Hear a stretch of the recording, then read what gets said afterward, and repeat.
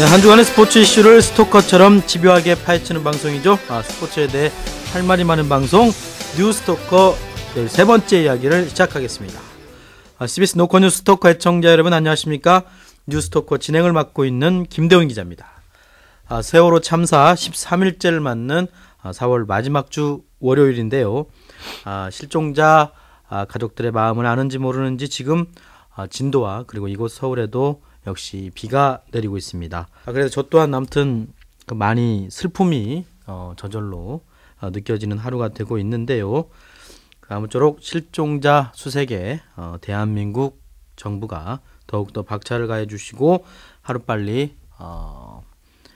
정말 한 분이라도 살아있는 생존자가 구조됐다는 소식과 함께 또 안타깝지만 희생되신 분들의 시신이라도 하루빨리 가족품으로 돌아오길 기원해 보겠습니다. 자, 뉴스토커 13번째 이야기죠. 오늘은 그래도 스토커는 또 스포츠 이야기를 할 수 있지 않습니까? 해야만 하지 않겠습니까? 그래서 오늘도 프로야구 얘기를 준비해 봤는데요. 요즘 논란이 되고 있는 비디오 판독과 관련된 이야기를 나눠볼까 합니다. 오늘도 변함없이 제 옆에서 도와주고 있는 실제로 얼마나 도와주고 있는지는 잘 모르겠지만 아무튼 우리 뉴스토커 식구들이죠. 자기소개로 시작하도록 하겠습니다. 박세훈 기자. 네, 안녕하십니까. 체육팀 박세훈 나와 있습니다. 네, 우리 소준일 캐스터. 예, 오늘 새벽 바르셀로나 경기 중계를 마치고 왔습니다. 소준일입니다. 네, 그리고 임종일 팀장. 네, 안녕하세요. 임종률입니다. 네. 아무튼 지난 주 아무튼 스포츠 이슈도 여러 가지 많이 있겠지만 어쨌든 지금 하면서도 좀 저도 막 항상 뒷목이 좀 개운하지 않는 그런 게 있지 않습니까? 아무튼 그런 거는 가슴에 안고 또 다시는 이런 일이 재발하지 않도록 저희들도 노력을 해야 되겠고요.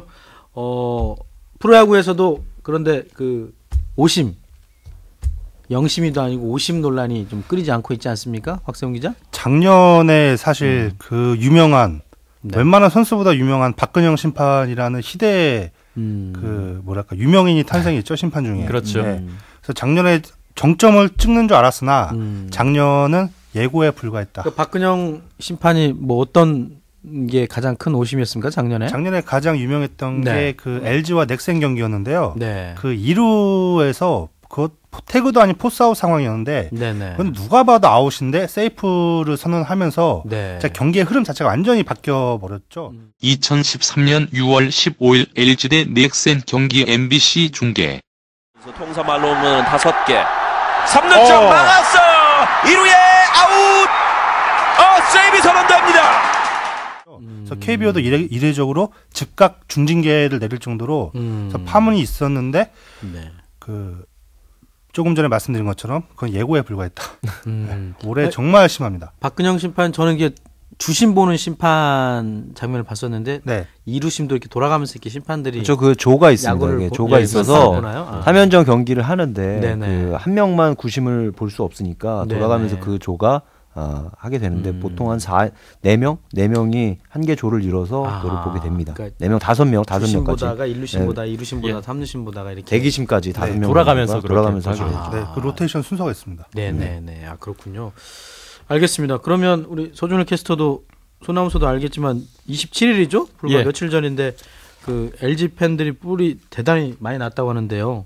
어떤 일이 있었죠? 그때? 그거는 이제 손아운서가 제일 잘하는 게 본인이 직접 I Love Baseball에서 그 경기를 직접 캐스터를 했기 때문에 그렇죠. 정말 잘할 겁니다. 옆에 살짝 이름만 나왔다, 얼굴 잠깐 나왔다 사라지는 한 3초 정도 나왔다가 3초 정도 나왔다 사라집니다.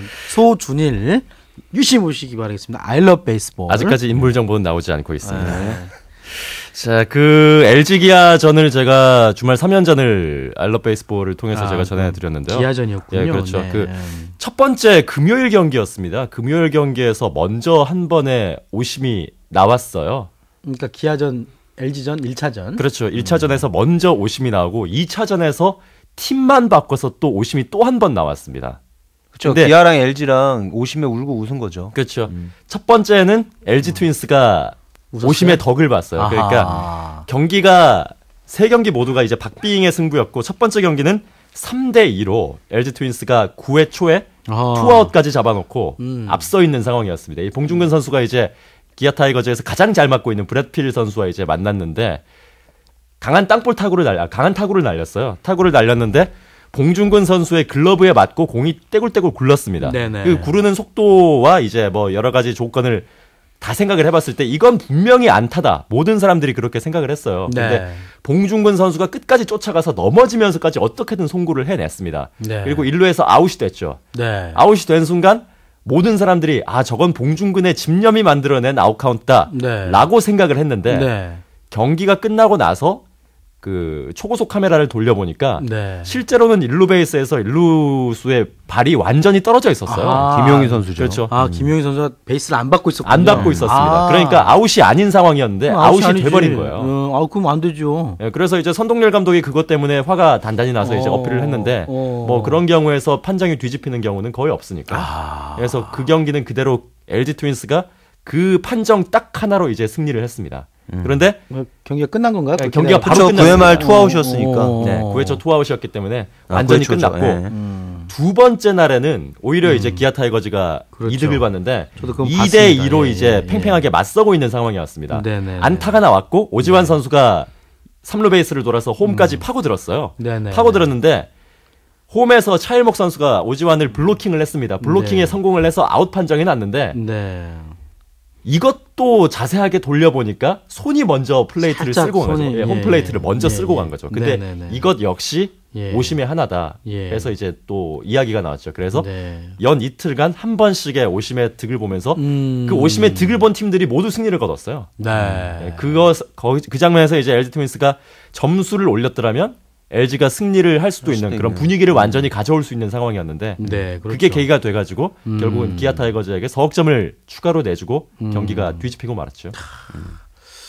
장군 멍군이네요. 어쨌든 그렇죠. 그 심판들도 뭐 알아서 또 한 군데 또 편들고 한 군데 또 편들어주고. 사실 이런 식으로 장군 멍군이 나와서는 안 되는데. 그렇습니까? 그렇죠. 그러니까 흔히 그런 얘기들을 하지 않습니까? 하나의 오심이 나오면 그것에 대한 보상 판정이 나오기 마련이다라는 그런 얘기를 하는데 제일 보상 판정이 심한 게 어떻게 보면 농구라고 볼 수 있어요. KBL 농구라고 볼 수 있는데 이게 농구가 저도 뭐 아까 방송 전에 얘기를 했지만 심판 보기가 굉장히 어려워요. 저도 이제 대학교 때 농구를 하면서 경기 심판을 봤는데 뭐 정말 순식간에 찰나에 그 지나가는 그 동작을 캐치해내기라는 육안으로 사실상 불가능합니다. 근데 뭐 만약에 여러 가지 상황이라든가 정황이라든가 뭐 파울 당한 사람의 표정이라든가 뭐 이런 것들을 통해서 분위기상 캐치하는 부분이 많은데 농구 같은 경우가 뭐 만약에 한 팀에 불리한 판정이 내려지면은 다음번에는 거기에 상응하는 좀 보답을 해주는 판정이 내려지는 경우가 상당히 많죠.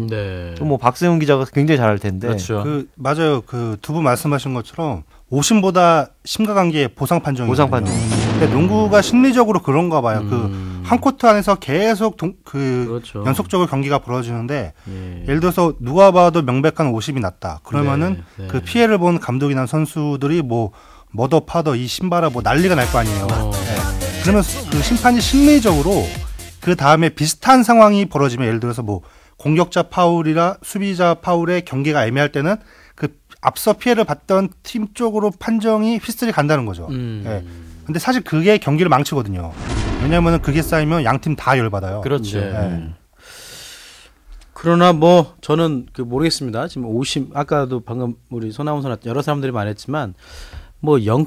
몇 초 차이에서 벌어지는 일들이잖아요. 그거를 가지고 이제 비디오 판독해가지고 정확하게 끄집어내면 물론 뭐 정확할 수는 있겠지만 저는 오심도 경기의 일부다를 조금 더 긍정적으로 보고 있는 입장이거든요. 어떻습니까? 오심 물론 역사도 있고 하지만 오심에 대해서 박 기자 어떻게 뭐 경기 일부가 되면 안 되나요? 저도 사실 그쪽으로는 약간 특히 야구에서는 좀 보수적인 입장이라 오심도 경기의 일부다라는 그 우리 진행자 형님의 의견에 동의를 했었습니다. 2010년 어느 날 미국에서 그 사건이 벌어지기 전까지는 알아 뭔지 알아. 그 좀 유명하잖아요. 좀 이따 해줘. 저는 그 사건 이후로 좀 생각이 바뀌었어요. 그리고 지금 그 오심도 경기의 일부다. 이 얘기는 상당히 이제 아날로그적인 이제 사고에서 나오는 굉장히 아니 이게 나쁘다 좋다를 떠나서 그 가치 자체가 굉장히 클래식한 스포츠를 네, 굉장히 클래식하게 본 입장에서 나오는 얘기고 네. 지금은 어디까지 디지털 시대예요. 그러니까 네. 지금 팬들의 눈높이가 어디까지가 있느냐 중계 기술이 워낙 발달해 있기 때문에 팬들의 맞습니다. 눈높이는 그 0.00 몇 초의 찰나의 순간까지도 잡아주는 화면을 보고 스포츠를 즐깁니다. 근데 네. 심판의 눈이 거기를 따라가지 못하니까 그 괴리감에 분노가 생기는 거죠.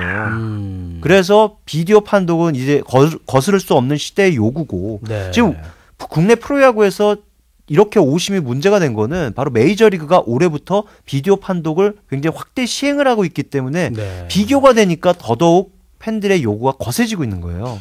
알겠습니다. 손아운서는 뭐 어떻습니까? 중계하는 사람으로서?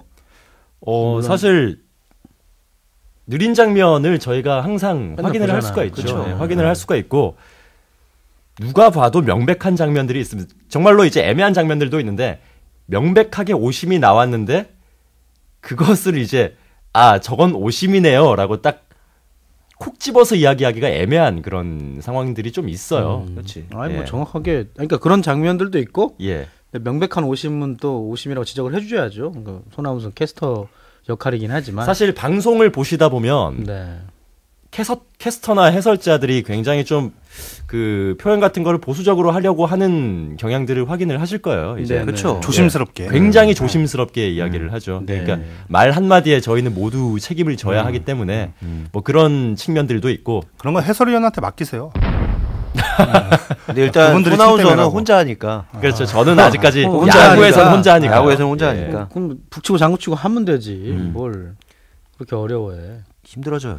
알겠습니다. 어쨌든 저는 아날로그적인 감성을 좀 아직까지 갖고 있기 때문인지 몰라도 응답하라. 오심은 뭐 일부다고 생각하는데 우리 직접 취재하고 있는 취재 기자들의 생각과 전문가는 더 이상은 이런 식으로 오심을 방치하면 안 되지 않겠느냐. 이런 입장이신 거죠? 그렇죠. 아니, 그러니까 왜냐하면은 심판들도 비디오 판독 확대 시행의 필요성을 절감하고 있어요. 그러니까 왜냐하면은 워낙 중계 기술이 발달하다 보니까 자기네들도 자신이 없어지는 거예요, 판정에. 그렇죠. 최근에 어떤 일이 있었냐면은 판정이 2번이나 번복이 되는 경우가 발생을 했어요. 그러니까 한화하고 야구에서? 네, 야구에서. 그러니까 이용규 선수가 몸에 맞는 볼 처음에 판정을 내렸다가 볼스테드 선수였죠. 볼스테드가 맞췄다고. 근데 왜 이게 몸에 맞는 볼이냐? 그러니까 두산에서 따지고 드니까 판정이 번복이 됐어요. 네. 그러다가 김웅영 감독이 일어나서 코끼리가 또 일어나서 한마디 또 예전처럼 배치기는 하지는 않지만 그래도 거세게 항의를 하니까 카리스마가 있죠. 한 번 더 바뀐 겁니다. 네. 그러니까 이렇게 되면은 심판의 권위 자체가 떨어질 수밖에 없고 그렇죠. 팬들이 어떻게 믿겠습니까? 네. 저 판정들은 이게 뭐 만약에 어설픈 아니면 석연찮은 판정이 일어나면 또 바뀔 수도 있겠구나. 아니면 그냥 넘어갈 수 있겠구나. 그러니까 이렇게 된다면은 차라리 비디오 판독을 해서 그럼 우리가 육안으로 볼 수 없는 장면들 기계의 힘을 이용을 해서 한번 봅시다. 해서 가부를 판단을 하는 겁니다. 그래서 메이저리그도 지금 시행을 하고 있잖아요. 우리나라도 비디오 판독 하고 있지 않습니까? 프로야구는 현재 이제 홈런에 한해서 그렇죠. 일단 홈런이 왼쪽 오른쪽이겠죠. 아니면 뭐 폴대나 아니면 담장을 넘어갔느냐 아니면은 담장을 맞고 나갔느냐. 그럼 우리나라는 지금 홈런 판정만 비디오를 볼 수 있고 그렇습니다. 나머지 일루 아웃이랄지 홈 아웃이랄지 이런 거는 못 보게 돼 있는 거예요. 메이저리그는 어떻습니까? 메이저리그는 다 지금 볼 수 있나요? 뭐 원하면 다 베이스를 밟았냐 안 밟았느냐 그리고 뭐 태그 장면이냐 아니냐 이게 보면은 세부적으로 13개 종목 13개 부분에서 13개 항목에서 판정이 지금 이루어지고 있죠. 어떻습니까? 평가는 나쁘지는 않아요. 지금 통계에 따르면은 그러니까 기준은 정확히 모르겠는데 105번의 비디오 판독이 놓고 통계를 내봤는데 37건이 판정이 뒤집어졌어요. 그러니까 한 40% 정도 되는 겁니다. 네. 절반 정도는 어떻게 보면은 오심이 날 수 있는 확률이 있다는 거죠. 그래서 그게 번복이 돼서 뭐 실제로 거기에 대해서는 감독이나 팬들이나 선수나 더 따질 수 없는 거죠. 그렇죠. 그거는 이제 딱 비디오 판독 나오면 끝입니까? 끝이죠. 그렇죠. 더 이상 거기서는 더 할 수 없는 거죠. 추신수 선수도 발목 부상 당할 때 그렇죠. 기억나는데 일루 조금 늦었더만요. 근데 심판은 세이브라고 했는데 비디오 판독 결과 아웃으로 판정되면서 그때부터 지금 약간 슬럼프인 것 같아요. 근데 사실 좀 그건 아니고 이제 그 부상 때문에 출전을 못 하고 있는 거죠. 그러니까 부상을 당한 거야. 열심히 뛰었거든 진짜. 세이비였으면 덜 아프지. 근데 안 아팠을 것 같아. 내 생각은.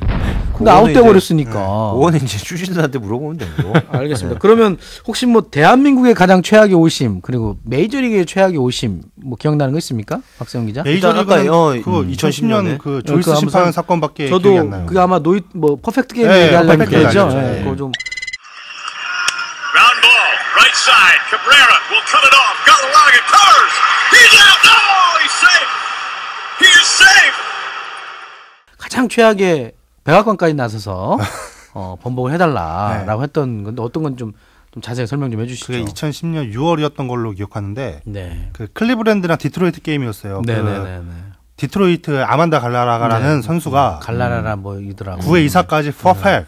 그러니까 단 한 명의 주자도 루상에 내보내지 않은 포볼도 없었고. 그렇죠. 근데 제가 지금 타자는 기억 안 나는데 평범한 땅볼이 나왔죠. 그렇죠. 퉁퉁퉁 일루에 뿌렸죠. 이거는 누가 봐도 100% 타이밍상 아웃이죠. 그냥 아웃.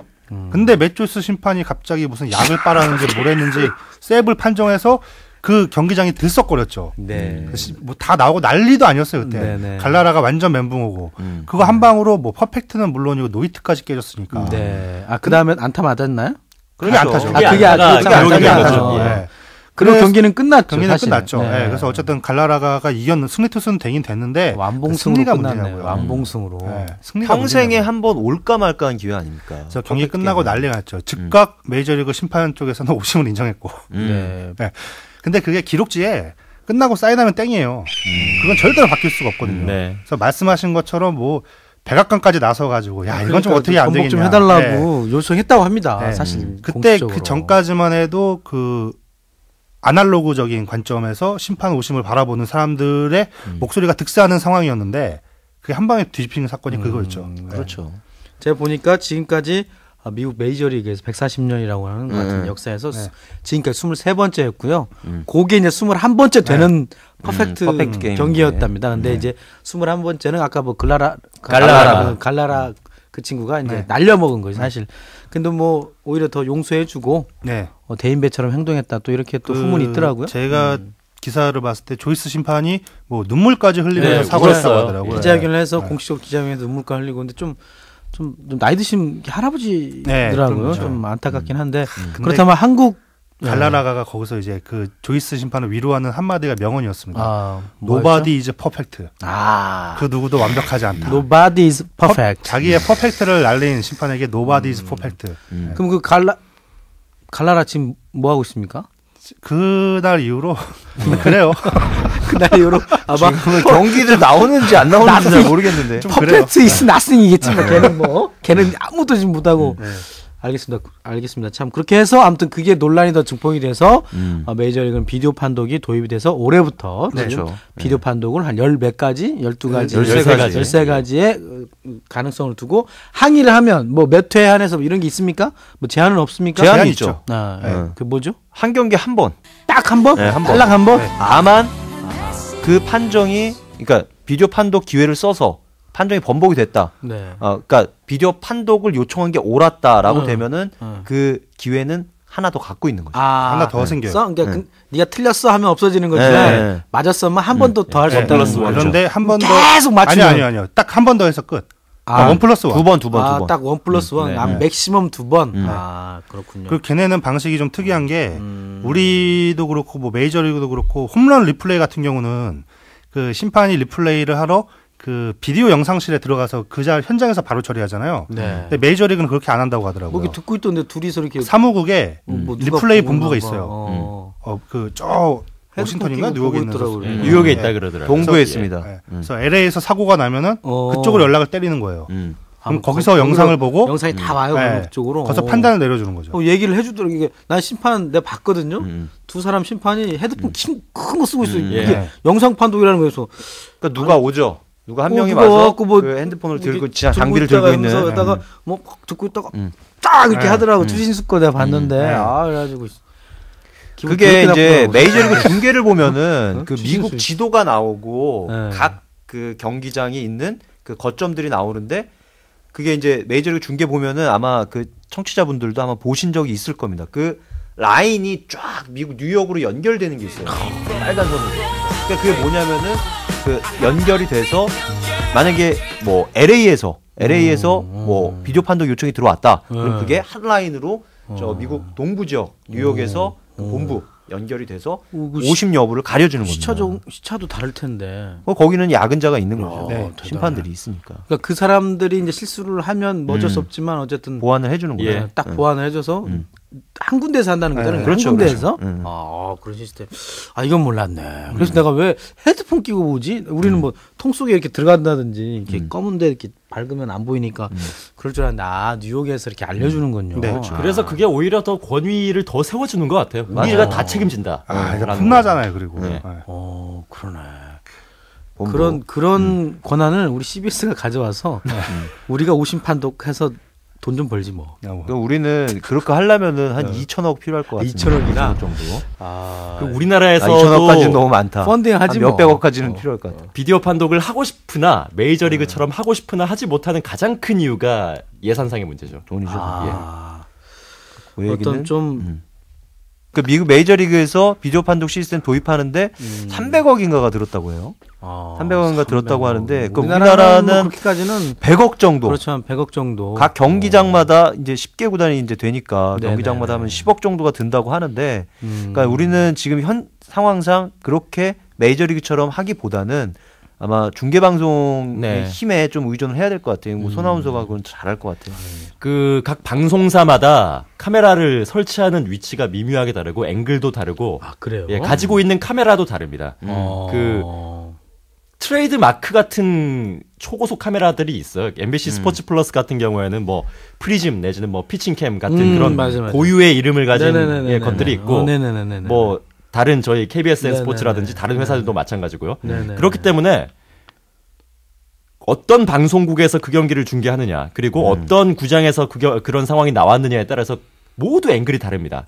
그렇기 때문에 확실하게 판독을 하기가 사실상 쉽지가 않아요. 그러니까 가지고 있는 화면 자체가 그거 하나다 보니까 여러 가지 앵글을 통해 가지고 그 장면을 돌리고 해도 명확하게 그것이 어떤 상황인지 드러나지 않는 경우가 굉장히 많죠. 근데 저는 개인적으로 중계방송사의 힘을 빌리면은 저는 한 7, 80%? 한 90% 정도까지는 판독이 될 것 같다는 생각이 드는 게 워낙 중계 기술이 지금 발달해 있는 데다가 그리고 카메라 앵글도 다양하기 때문에 물론 뭐 손아운서 얘기대로 각 방송사마다 중계 앵글이나 뭐 이런 것들이 다르다고 하지만 최소한 3-4군데에서는 그 길을 찍잖아요. 그렇죠. 그래서 웬만하면은 제 생각에는 한 8, 90% 정도는 가려질 것 같고 그리고 만약에 그거를 해서도 그 판독이 안 된다. 그러면 심판 재량에 의해서 그걸 할 수 있는 거고 그거는 뭐라고 그럴 수 없는 저는 그런 생각이 들고 만약에 지금 뭐 KBO가 한 10억 정도를 드린다면은 각 방송사에서 그 커버할 수 없는 부분의 앵글 그런 정도만 보완하면 되지 않을까 이렇게 되는 생각이 되는데 그것도 지금 100억 예산을 마련하는 게 당장 쉽지가 않기 때문에 우리나라는 좀 아직 좀 시일을 좀 두고 봐야 되지 않나 이런 생각이 들어요. 근데 뭐 제가 볼 때는 홈런이냐 아니냐 이거 판독보다는 다른 게 더 어렵지 않을까요? 홈런 판독은 오히려 좀 쉽지 않나요? 근데 홈런 판독이 가장 먼저 시행된 이유가 그거는 경기 결과에 가장 결정적인 영향을 끼칠 수 있는 부분이어가지고 그것부터 잡고 가는 거죠. 예를 들어서 9회 말 끝내기 홈런이 나왔는데 이게 폴대 사이를 위로 애매하게 넘어갔어요. 그럼 이거는 이게 그 정도는 좀 이렇게 좀 아니죠. 거기서 일부라니까 그런 거는 심판이 딱 봐서 조금 그 어떻게 1mm 2mm 아니 근데 그러니까 그런 것 때문에 비디오 판독을 하자는 거예요. 그럼 만약에 박세영 기자 얘기대로 홈런 9회 말에 딱 나와서 끝났다. 그러면은 만약에 그게 파울인데 진 팀은 얼마나 억울하겠어요. 그렇죠. 그게 만약에 한국 시리즈다. 그러면 그래서 난리 나는 거죠. 한다는 거죠. 한국 시리즈에서는 조금 더 길게 토론하면 되지. 그리고 방송 중계도 좀 보고. 임종료 선배가 아까 초반에 그 얘기하셨지만 그 방송 기술에 발전했다고 했잖아요. 그런 폴대 좌우 요런 게 그래서 90년대 기술이었으면은 그냥 심판 재량으로 해도 팬들이 할 말이 없어요. 아니 폴대 왜냐면 그 폴대 주변에 있는 관중 몇 명을 제외하고는 모르거든요. 카메라 설치해 놓으면 되잖아. 근데 요즘에는 그거를 중계 하나 찍으려고 리플레이 화면으로 다 확인이 가능하니까. 알겠습니다. 지금 여러분께서는 CBS 노컷 뉴스 뉴스토커를 듣고 계십니다.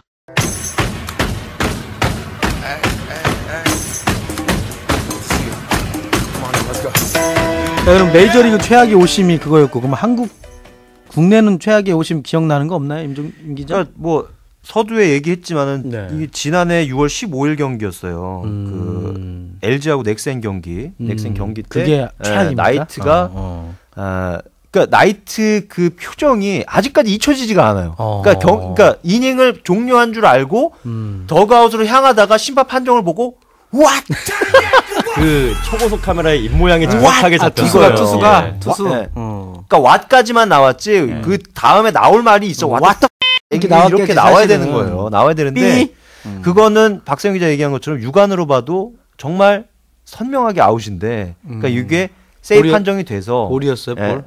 볼이 아니라 세이프 판정을 내렸다는 2루에서 포스아웃 상황이었는데 슬라이딩을 해서 들어가는데 공을 이제 2루에서 받았을 때는 이 선수가 베이스 근처에도 못 온 상황이었어요. 그랬어요. 누가 봐도 아웃인데 그 경기에서 중계 방송을 하던 저희 그 타사 선배도 사실은 판정이 딱 내려지기 전에 먼저 콜을 저희가 하는 경우는 별로 없거든요. 정말로 명확하지 않다면은. 근데 그 경우는 너무 누가 봐도 명확해 보였기 때문에 1루에서 아웃입니다라고 했는데 세이브네요. 세이브 판정이 나왔습니다. 라는 그런 희대. 2013년 6월 15일 LG 대 넥센 경기 MBC 중계. 1루에 아웃. 세이브 선언됩니다. 흥분하는 캐스터 선배께서 그러니까 그런 장면이 있었죠. 그러니까 그 경기 이후로 그러니까 그 상황 이후로 나이트가 그때 말로 홈런 맞고 아주 멘붕이 와서 주워 터졌습니다. 0대 0으로 팽팽하게 맞서던 상황이었거든요. 근데 그 판정 하나로 뭐 이병규 선수에게 말로 홈런 맞고 그 경기 8대 0으로 끝났을 거예요, 아마 제 기억에. 네, 그렇죠. 나이트는 진짜 나이트메어였네요.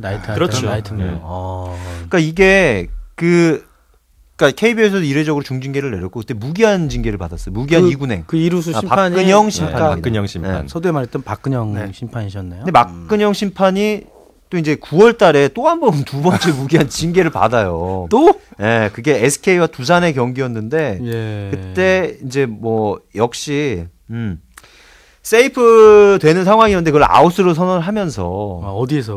어디? 1루에서 그때는 1루입니다. 그러면서 또 다시 무기한 징계를 받습니다. 돌아다니면서 징계 받으시네. 그러니까 2군행 무기한 2군행 징계를 받는 거죠. 그러니까 이런 게 최근에 근래에 들어서는 가장 기억에 남는 오심이고 뭐 2009년에도 있었어요. 2009년에 기아와 SK 경기로 기억이 나는데 그때 그 이종범 선수가 그때 아직 현역에 있을 때 기아가 그때 우승 시즌이었죠. 우승 시즌이었는데 이종범 선수 기가 막히게 슬라이딩을 했어요. 그러니까 포수 블로킹을 피해서 슬라이딩을 옆으로 하면서 왼손으로 탁 찍고 나가거든요. 베이스를 홈베이스를.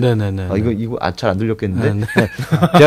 그 이종범 선수가 하는 것처럼 이렇게 옆으로 이렇게 몸을 기울여서 잘 안 들렸겠는데 어쨌든 그 장면이 있었는데 그게 또 아웃 판정이 됐어요. 못 봤구나. 그러면서 이종호 선수가 그 유명한 말을 하죠. 신의 손이었는데 그거를 못 봤다.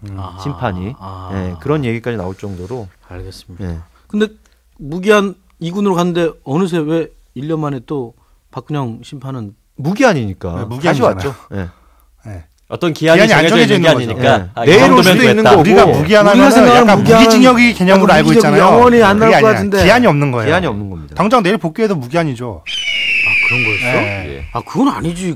그 비디오 판독 해야겠다. 그런 거는 그게 무기한이냐고 비디오 판독 해야지. 박근영 심판이 당시 6월 15일 경기 이후로 2군에 내려갔다가 한 달 만에 다시 1군 심판으로 왔죠. 아니, 심판이 그렇게 없나요, 우리나라에? 없죠. 없긴 없죠. 없어.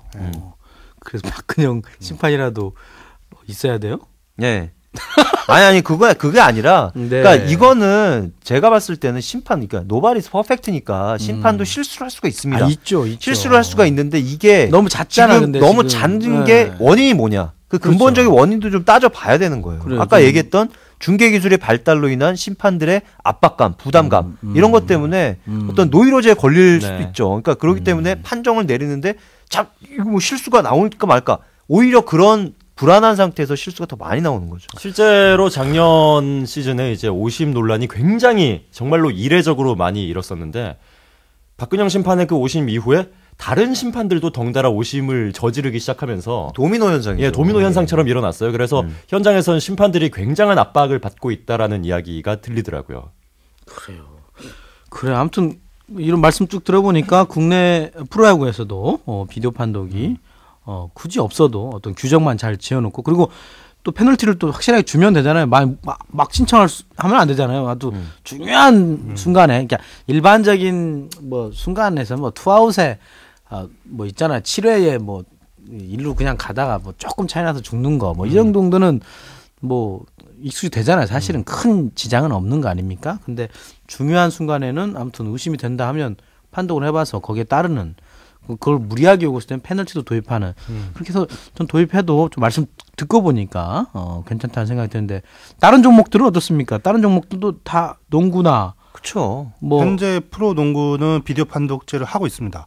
네. 그렇죠. 그 프로 농구가 비디오 판독을 도입한 이유가 그 아주 오래전 2006년인가 7년인가 그 양동근 사건 이후로 비디오 판독이 도입이 됐거든요. 양동근 사건이란 게 뭐죠? 그게 모비스와 LG 경기로 제가 기억을 하는데 그 이제 모비스가 하여간 그 반드시 2점을 넣어야 되는 상황이어서 제가 지금 명확하지가 않아가지고 말씀 함부로 못 드리겠는데 어쨌든 이기거나 최소한 연장을 가려면 무조건 2점을 넣어야 되는 상황이었는데 1.2초가 남았어요. 네. 양동근이 공을 잡습니다. 네. 공을 잡고 드리블을 2번 치고 안으로 들어가서 레이업을 넣었어요. 근데 1.2초 안에 그게 다 이루어졌대요. 그러니까 이건 상식적으로 말이 안 되는 상황인데 버저비터가 아니고 드리블을 한 거네. 드리블 쳐가지고 딱 슛을 던졌는데 공식적으로 버저가 울리기 전에 손에서 공이 떠나야 되잖아요. 심판이 떠났다고 본 거죠. LG 벤치는 방방 뛰었죠. 네. 근데 어떤 사진 기자의 카메라에 그 잡혔어요. 그 딱 버저 울리면은 그 전광판에 불이 들어오거든요. 네. 그때 양동근이 공을 완벽하게 잡고 있었어요. 손을 잡고 있었는데. 그러니까 이건 노카운트였죠. 그것 때문에 비난 여론이 너무 세지니까 KBL의 그 주에 바로 비디오 판독을 도입을 해요. 아 그냥 한 주 만에? 네, 바로 플레이오프부터 비디오 판독을 도입해야겠다. 어렵지 않나 보군요. 기자들이 엄청 조져댔죠. 그래서 처음에 시행된 게 이제 그런 버저비터 경기 종료 4쿼터, 3쿼터, 쿼터별 버저비터에 한해서 비디오 판독을 통해서 이게 제대로 된 건지 아닌지를 판독을 하다가 최근에는 이제 종료 2분 이하로 들어갔을 때는 애매한 상황에 있어서 이제 심판 재량으로 비디오를 볼 수 있게 예, 그렇게 좀 보완해 가고 있죠. 그러니까 뭐 구단에서 항의를 해도 볼 수 있는 겁니까? 감독이? 구단이 항의를 해서 심판이 그걸 받아들였을 때. 예. 심판이 안 받아들이면 또 못 보는 거고. 심판이 그러니까 이건 진짜 애매한데 심판이 야 내가 정확히 봤어 이러면 안 보는 거고. 그래도 약간 심판의 권한을 좀 많이 줬네요. 네네. 그렇죠. 농구는. 그러니까 약간 그 융통성을 만든 거죠. 단어 선택을 좀. 그래도 방송인데 이거 비디오 판독해야 돼 이거. 바로 정정하지 않았습니까? 그게 그 오심 이런 게 그 먼 얘기가 아닙니다. CBS도 오심의 결정적인 피해자예요. 예전에 선배 기억하세요? 2009년에 방송기자협회 체육대회 때에서 농구. 그 마지막 상황 비슷한데 그렇죠. 방금 모비스 3초 남겨놓고 2점을 우리가 앞서고 있었는데 한참 걸렸는데 패스를 받고 드리블을 하고 또 패스를 하고 페이크를 몇 번 했는데도 3초가 안 지나. 한 30초 걸리겠는데? 이게 내가 봤을 때 정확히 이게 4초 5초 정도 그 경기 봤는데 저도 한 5초 정도 지난 것 같아요. 5초 정도 봤는데 근데 그게 바스켓을 인정을 해서 결국 뒤집힌 거잖아. 그러니까 그거를 상대가 OBS였죠. 그렇죠. OBS 사람들도 이거는 진짜 문제가 있다. 이런 얘기를 합니다. 100만 원 날렸죠. 그러니까 이게 그래요? 100만 원 걸려 있었어요. 우승 상금이. 그 당시 제가 한국 시리즈 2009년 7차전을 취재하다 말고 맞아요. 오라고 해서 잠실에서 원당까지 카메라 스피드 맞습니다, 건에 맞습니다. 찍혀가면서 열심히 몰고 와서 그 경기를 뛰었는데 졌어. 나지완이 똥을 선물했네요. 얼마나 넘치는 그에 맞아요. 얼마나 허탈합니까? 맞습니다. 그래서 경기 전 취재하고 기사까지 쓰고 왔다가 다시 돌아갔어요. 다시 돌아가니까 6회 7회 정도라고 신발 하면서. 그러지는 않았어요. 정말 여기에도 비디오 판독이 필요하구나. 그러니까 5년 전에 비디오 판독을 안 했어요. 그때. 5년 전에 그 필요성을 절감하고 그 경기를 가서 근데 결국은 볼 건 다 봤습니다. 기아가 9회 말에 나지완의 역전 그렇죠. 끝내기 홈런으로 결승 홈런으로 때려. 그래서 기사 쓸 건 다 썼습니다.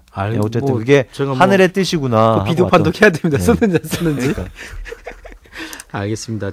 그러면 그러니까 야구뿐만 아니라 농구, 그다음 배구도 있죠? 배구도 있습니다. 비디오 판독. 배구도 있죠. 그러니까 손가락 닿는지 안 닿는지 이런 거 봐야 되니까. 배구는 사실 정말 어렵습니다. 그러니까 그것도 눈 퐁 때리면 싹 없어지잖아요. 근데 그렇죠. 그러니까 국내에서 최고의 명판관, 명심판으로 알려진 김건태 심판이 그 지난 시즌, 그러니까 이제 끝났으니까 지난 시즌이죠. 지난 시즌 현대 삼성 경기 때 현대가 이긴 경기가 있어요. 3대1인가? 그때 이긴 경기가 있는데 그때 마지막에 레오가 때린 볼이 그냥 아웃으로 판정이 내려졌는데 그때 이미 그 비디오 판독 기회를 썼기 때문에 그거를 못했어. 근데 그게 중요한 건 그게 아니라 김건태 심판이 하는 얘기가 있어요. 이거 불가능하다. 못 본다. 못 보죠. 네. 본인이 직접 얘기했어요. 네. 그리고 국제배구 연맹에서도 이 부분에 대해서 인정을 한다는 거예요. 그러니까 볼 터치아웃 이 부분은 오심 여부가 아니라는 거죠. 그렇죠. 그러니까 오심의 그 항목을 떠나서 그러니까 인간의 육안으로 볼 수 없는 부분이라는 거를 배구 연맹에서 인정을 하는 겁니다. 네. 그럼 배구는 몇 번 배구도 한 번입니다. 딱 한 번. 네, 배구도 한 번인데 한 경기에 한 번이에요. 근데 지금 배구는 비디오 판독이 한 번이 아니라 거의 십수번 일어나는 거랑 마찬가지예요. 왜냐면은 선수나 감독이 항의를 거세게 하면은 거기서 심판 합의 판정을 내립니다. 심판들끼리 주부심이 있잖아요. 그렇죠. 합의 판정을 내리는데 그때 살짝 감독관의 눈치를 보는 거죠. 주심이. 그래서 사인을 주면은 그러니까 그 감독관은 중계 화면에 볼 수 리플레이 장면을 보고 사인을 주는 거예요. 그러니까 십수번이 일어나는 겁니다. 비디오 판독이. 그러니까 어쨌든 그뿐이 아니라 테니스 같은 경우도 지금 뭐 거기는 테니스는 뭐 라인 인 아웃 뭐 이런 거 완전 판단하지 않습니까? 그렇죠. 네.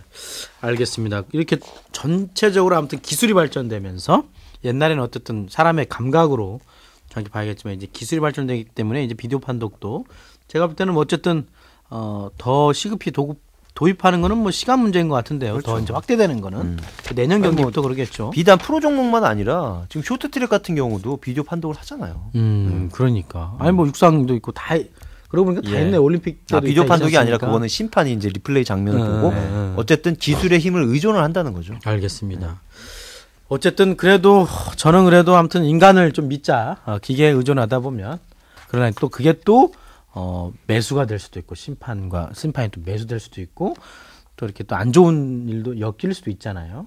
그래서 또 보면 또 비디오 판독이 좀 필요한 것 같기도 하고 그래도 중요한 거는 그래도 제일 중요한 건 심판의 자질이 제일 중요한 것 같아요.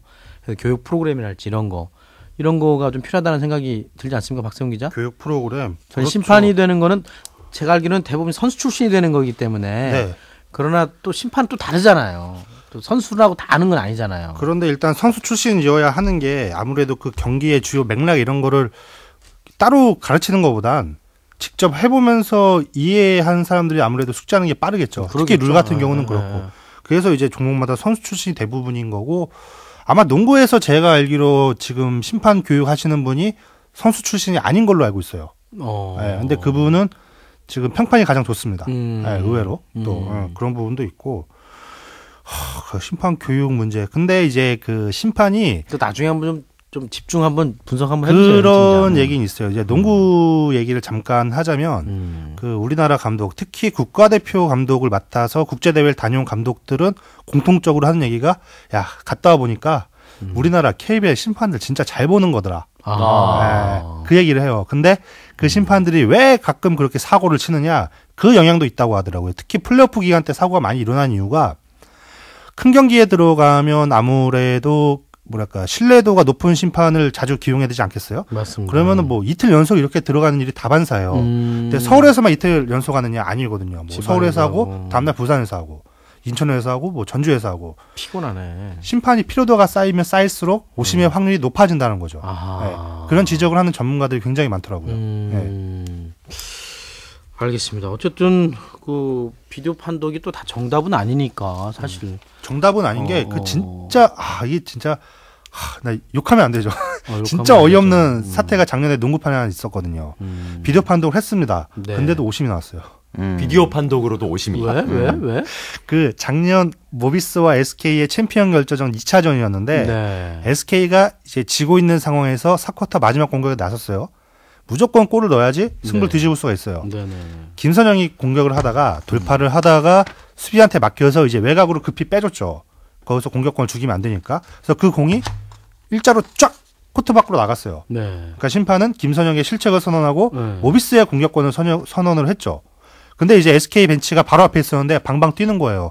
무슨 소리냐? 모비스의 벤슨 손에 맞고 공이 굴절되지 않았느냐? 네. 근데 이게 육안으로는 구분이 안 될 만큼 공이 엄청 빠른 속도로 나갔거든요. 그래서 오케이 비디오 판독을 하자. 박웅렬 심판이 주심이 비디오 판독을 했죠. 네. 화면에는 비디오가 나와요. 네. 근데 이게 공이 굴절되는 게 보여요. 네. 이거 있잖아요. 손가락이 뒤로 약간 꺾이면서 네. 공의 이 회전 이 방향이 달라지는 이건 누가 봐도 맞고 나갔어요. 근데 그때 박웅렬 심판이 큰 실수를 한 것이 이건 KBL 관계자로부터 그날 들은 내용인데 경기 진행을 빨리 하기 위해서 네. 풀샷은 봤대요. 네. 근데 클로즈샷을 봐야 되는데 그 정답이 클로즈샷에 있었거든. 풀샷만 보고 에이 아니네 이러고 그냥 넘어간 거예요. 빨리 가버렸구만. 빨리. 클로즈샷만 봤어도 아 이거는 오심이구나 해서 번복을 할 수 있었는데 풀샷만 보고 이걸 넘어갔다는 거죠. 그래서 비디오 판독을 하고도 오심이 잡히지 않는 이 초유의 사태가 벌어졌죠. 난리 났어요. 그 심판 그 어떻게 됐어요? 그래가지고 그 심판 그 올해도 잘했습니다. 그래요? 별도 징계가 또 약해요. 없네요. 또 이렇게. 사실 프로야구도 플레이 타임을 늘리고 실제 경기에 소요되는 시간을 이제 좀 줄여보자 하는 그런 노력들이 그렇죠, 계속해서 이루어지고 있는데 사실은 그 경기 시간을 늘어지게 만드는 가장 큰 요인 중에 하나가 그런 애매한 판정이 나왔을 때 하는 그런 항의. 소소한 항의, 크든 작든 이런 것들이 경기 시간을 꽤 많이 잡아먹거든요. 맞습니다. 사실은 죄송합니다. 심판들의 자질을 높이고 그리고 비디오 판독을 적극적으로 활용을 한다면 목이 완전히 마시겠네요, 제가. 목 좀 비디오 판독 좀 하고 새벽에 골이 너무 많이 나가지고 뭘 이렇게 골을 질러가지고 과음을 질러가지고 예. 라리가가 중요해 지금? 죄송합니다. 엑스레이라도 좀 찍고. 엑스레이 판독해. 자, 여튼 그런 것을 좀 적극적으로 활용을 한다면 사실은 그런 부분에서부터 시간을 좀 줄일 수 있지 않을까 하는 의견들이 많은 것 같아요. 그러니까 비디오 판독 시스템을 도입을 해서 그 기회는 확실하게 주되 그 이외의 부분에 대해서는 좀 차단하는 거죠. 네. 확실하게 그러니까 비디오 판독을 했을 때 그 페널티도 좀 주고. 그러니까. 정말 어처구니 없는 거 갖고 비디오 판독을 요청한다. 이렇게 되면 그리고 한 번밖에 없으니까 그런 그 쉽게 그 카드를 버리지는 않겠지만 어떤 그 잦은 항의 이런 것도 좀 줄일 수 있지 않을까 저는 그런 생각도 해요. 가끔씩은 항의가 너무 지나치면은 예전에 K리그에서 조광래 감독이 한번 경남 감독이었던 시절이었던 걸로 제가 기억을 하는데 항의를 28분 동안 하셨어요. 그래서 추가 시간을 28분을 적용하는 그런 초유의 사태가 벌어지기도 했습니다. 알겠습니다. 농구 같은 경우는 그런 속설이 있어요. 4쿼터 초반에 상대팀 감독이 양복 자켓을 벗으면 오늘 경기 위험하다. 그러니까 양복 자켓을 왜 벗어요? 심판 때문에 열받아서 벗잖아요. 예. 그러면은 심판이 거기에 영향을 받아서 그 이후에는 우리한테 불리해질 수밖에 없다. 판정이 아무래도. 그러면 카운터 어택이 뭐냐? 우리 감독도 같이 벗어라. 그런 거를 적극적으로 좀 활용하는 감독들도 있겠어요. 그러면. 그런 소문들은 많죠. 그러니까 그렇죠. 이제 항의를 그런 식으로 악용하는 경우도 있다는 거죠. 네네, 맞습니다. 지금 여러분들께서는 스포츠 토크쇼 뉴스토커를 듣고 계십니다.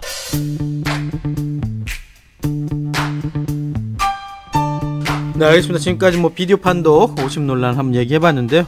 그냥 뜬금없이 한번 임 팀장, 그 LG 김기태 감독 자진 사퇴했는데 어떻게 된 것 같습니까? 글쎄요. 꼴등했다고 그냥 바로 그냥 사퇴하는 게 맞나요? 작년에 잘했지 않습니까? 작년에 잘했죠. 작년에 잘했는데 기사에도 여러 군데서 기사를 쓰고 저도 썼지만은 그게 이제 쌓여서 사표를 냈다. 이런 사퇴를 했다. 이런 게 뭐가 쌓여요? 그러니까 뭐가 쌓여? 그러니까 프런트와의 갈등이 좀 많았다는 거죠. 그러니까 지난해 5월에 LG가 한창 힘들었을 때 새 감독을 구단에서 물색하고 있다. 이런 얘기들이 돌면서 자존심의 상처도 있고 그리고 또 이제 지난 시즌에 정말 LG가 지난 시즌에 잘했잖아요. 팀 평균 자책점 1위를 했는데 그 1등 공신이 이제 차명석 투수 코치였는데 차명석 투수 코치가 이제 본인의 건강상의 문제도 있고 가족의 간호 문제도 있고 그래서 좀 투수 코치 하기는 어렵다라고 했는데 그래서 이제 3군 감독을 하게끔 이렇게 했는데 그게 이제 구단에서 미온적인 반응을 보인 거죠. 적극적으로 뭐 당신 없어도 구단 굴러간다 뭐 이런 식의 얘기도 나왔고 그래서 그러니까 이제 그 절친한 또 코칭 스태프 뭐 김기태 감독은 또 이제 자기 식구 또 챙기기로 또 유명하고 자기 가족들을 챙기기로 유명한데 그러니까 차 코치가 이제 그런 식으로 이제 가게 되면서 상당히 마음의 상처도 있고 그런 것들이 쌓였다는 얘기들이 많습니다. 그러니까 뭐 일각에서 돌고 있는 뭐 선수들과의 불화 뭐 이런 얘기도 소문으로는 돌았는데 그런 건 아닌 것으로 뭐 본인들이 얘기를 했습니다. 그렇군요. 저도 뭐 좀 제가 또 김기태 감독을 LG는 좋아하진 않지만 김기태 감독은 제가 좋아하니까 잘할 것 같았는데 또 조계현 또 코치입니까? 지금 수석 코치죠. 수석 코치가 또 대행을 하고 감독 자리 비워놓고 앉지 않는 본인은 극구 감독 대행이 아니라 수석 코치로 불러달라라는 요청을 했어요. 조계현 또 대단한 또 투수 아니었습니까? 팔색조. 네, 팔색조. 그래서 좀 잘 나갔으면 좋겠는데 어쨌든 LG가 좀 안타깝더라고요. 저는 LG 팬하고 우리 두산 팬 또 얘기도 했었지 않습니까? 우리 스토커에서 모셔가지고 시즌 전에 한번 얘기했는데 제가 안타깝네요. LG가 좀 잘할 거다 했는데 그냥 신바람 꺼지면 팍 밑으로 간다. 저는 이런 나락에 빠질 거다 이런 얘기도 하긴 했지만 이렇게까지 내려갈지는 몰랐는데 아무튼 기아전 위닝 시리즈라고 해야 됩니까? 네. 뭐 그걸 가져가지 않았습니까? 어쨌든 이겼는데 좀 찝찝해요. 근데 경기 내용 자체가 그렇게 썩 좋지 깔끔하지가 않은 두 팀 다 깔끔하지 않은 것 같아요. 제가 볼 때는.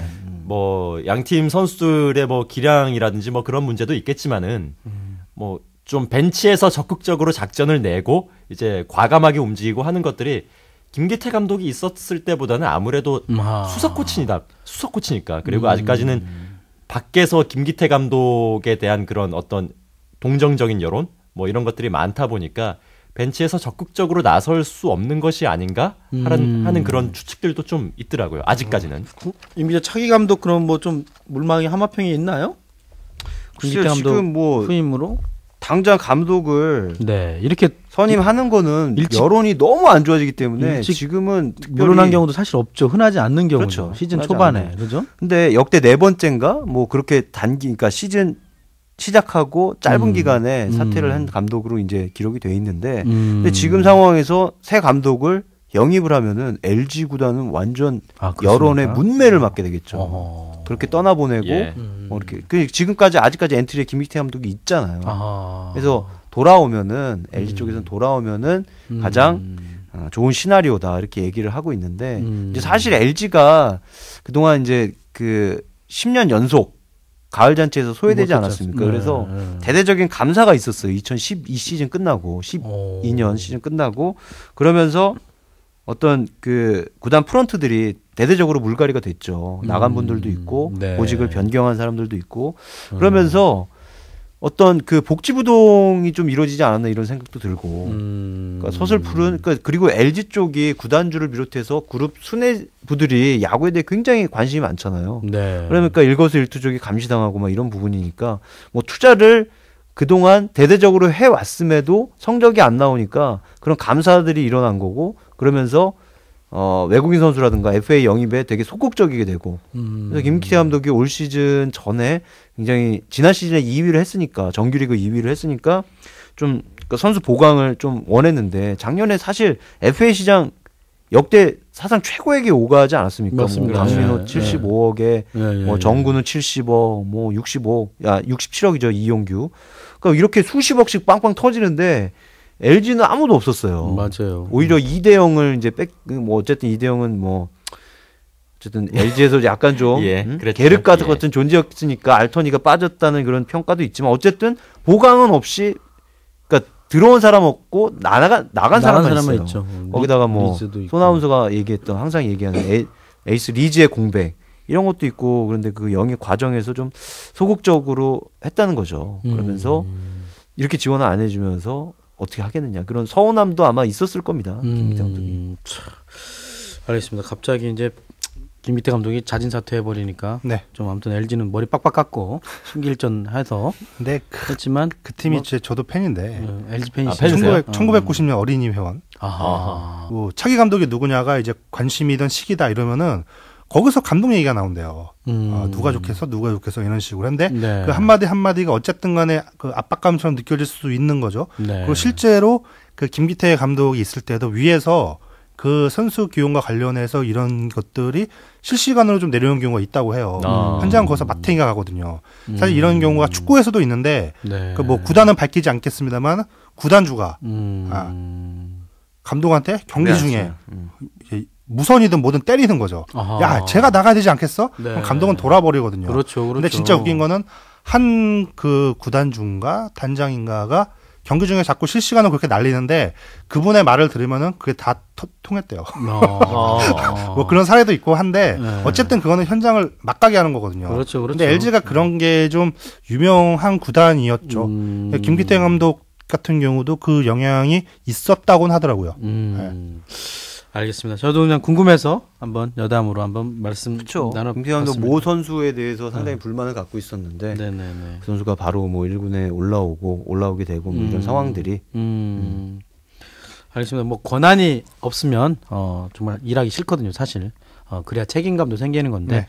아무튼 권한을 명백하게 주고 아무튼 구단주와 또 감독 간의 또 관계 이런 것들도 항상 그 스포츠계에서 일어나는 일 아닙니까? 네.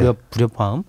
찰떡궁합이 되면 네. 시너지가 나겠지만 아니면 되게 찌각찌각거리고 약간 좀 LG가 좀 그렇게 보여서 좀 안타깝지만 또 신바람 야구 또 바람 타면 또 확 올라오니까 봉중근 선수 되게 안타까워하고 되게 열정이 많은 선수인 것 같아요. 딱 한마디만 첨언해도 괜찮을 거예요. 아니 그 우리 그 선배께서 그 권한과 책임이라는 아주 훌륭한 말씀을 해주셨는데 네네. 사실 메이저리그 같은 경우가 좀 깔끔하다는 생각도 들어요. 거기 뭐 비시즌 때 복잡하잖아요. 네. 뭐 윈터 미팅이 열려가지고 막 선수가 엄청나게 오가는데 그 감독들은 뭐 거의 찍소리 안 해요. 그러니까 단장이 비시즌 내내 열심히 발품 팔아가지고 팀을 만들어줘요. 네네. 이 선수 땡겨오고 저 선수 버리고, 그러니까 열산이 허락하는 한 해. 대신에 감독은 이제 단장이 선수 만들어주면은 그 팀 갖고 야구를 하죠. 대신에 비시즌 때 움직임이 개판이어서 네. 책임을 져야 된다. 그러니까 단장은 감독한테 책임을 지라고 안 한다는 거죠. 그 단장 책임이에요, 그거는. 자기가 지고 나가는 거죠. 대신에 이건 누가 봐도 성적을 내야 하는 선수를 내가 만들어줬는데 성적을 못 낸다 할 경우에는 네. 감독이 책임지는데 그렇게 단장이 책임지는 경우도 굉장히 많거든요. 네. 근데 우리 프로 스포츠는 네. 그 뭐랄까요, 그 구단을 운영하는 주체 쪽에서는 책임이 없고 그렇죠. 대부분 현장에게 책임을 돌리니까 예, 그런 문제들이 좀 있죠. 네. 알겠습니다. 네, 뉴스토커가 준비한 소식은 여기까지고요. 오늘도 세월호에 탑승했던 승객 전원이 가족의 품으로 돌아오길 기도하면서 오늘 방송은 여기서 마치도록 하겠습니다. 저와 함께한 우리 게스트분들, 저의 동지들이죠. 다시 한번 끝 마무리하시고 정리하도록 하겠습니다. 임 팀장. 네. 어떤 시대적인 요구를 거스를 수 없다면은 적극적으로 빨리 움직여서 그 요구에 부응을 해야 되고, 그리고 가장 중요한 게 스포츠는 팬들 아니겠습니까? 이 그렇죠. 팬들의 요구를 좀 받아들일 때가 되지 않았나 이렇게 생각이 됩니다. 네. 박성 기자. 네. 그 우리가 뭐 얘기를 했는지 지금 제가 가물가물한데 뭐 며칠 전에 또 오재원 선수 또 유명한 오심 있었잖아요. 근데 그거는 뭐 보복이다 아니다 이걸로 참 말이 많았는데 그 오심보다 무서운 게 사심이거든요. 네. 네. 그러니까 정말 뭐랄까 깨끗한 스포츠 언젠가 한번 봤으면 좋겠어요. 네. 그게 뭐 사심이었다 뭐 이런 얘기는 아니고 사심을 의심케 하는 장면들이 이 스포츠 저 스포츠에서 꽤 적잖기로 나거든요. 네. 그러니까 참 오심뿐만 아니라 사심도 없는 스포츠 한번 봤으면 좋겠습니다. 네. 자, 손아운서. 뭐 워낙에 좋은 말씀들을 해주셔가지고 제가 뭐 딱히 더 첨언할 건 없는 것 같고요. 남은 시즌이 좀 깁니다. 이번 프로야구 이제 한 10%, 15% 정도를 이제 소화를 했는데 작년 시즌보다는 좀 조용하게, 그런 부분에선 좀 조용하게 진행이 됐으면 좋겠습니다. 네. 혼자만 무게 잡고 있어요.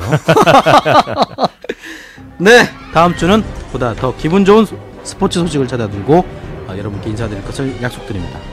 앞으로 일주일 동안 시청자 여러분 행복하시고요. 뉴스토커도 많이 기다려주시기 바라겠습니다. 노컷뉴스.co.kr에서 뵐 수 있고요. 당분간은 팟캐스트로 여러분께 찾아뵙도록 하겠습니다. 저는 김대웅 기자였고요. 여러분 감사합니다. 고맙습니다. 뉴스토커는 CBS 노컷뉴스, 노컷v.com, 팟캐스트, 유튜브에서 뉴스토커로 검색해 무료로 들으실 수 있습니다. 애청해주셔서 감사합니다.